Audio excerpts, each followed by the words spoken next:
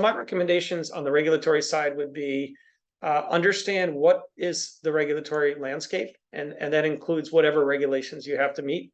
Could be FDA, could be UL, could be FCC. If you're military, could be mil-spec. So, what is the full spectrum of regulatory that you need to meet, and understand it, and make sure that you have a plan for each of the regulatory requirements you need to meet, that you have a plan that your product is going to meet those requirements early enough in the process where you're not going to have to spend a lot of time and a lot of money to redesign. So, what are they, and then how do you make sure that those requirements are incorporated as part of your product development process?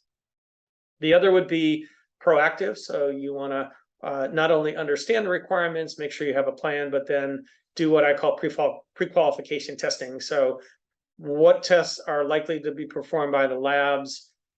How can you do those tests or similar tests in your own facility to make sure you have a high level of confidence you're going to pass once you submit those products to a formal lab for testing? So you're making them the best of your time, money, and resources. The other thing is, and companies often overlook this, is be specific with the lab, with what you're testing. What do you need to test to meet the requirements? It's not uncommon for labs to recommend more tests than are actually required. So if you have experts that can help guide, what do you need to meet in order to pass, make sure that you communicate that clearly to the test labs, and that the likelihood of them kind of over testing and taking more time, having you spend more money is reduced, and then you're confident you're testing what you need to test.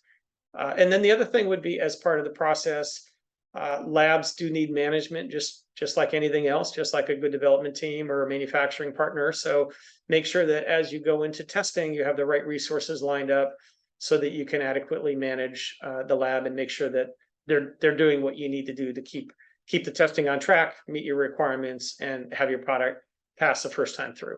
So by doing all of these, I believe you're going to have a greater chance of passing regulatory compliance the first time through, and avoid a lot of what I call the real pitfalls of companies that don't take regulatory seriously and then have to submit multiple times. Think of companies like Theranos that lost their overall product because they didn't take FDA seriously.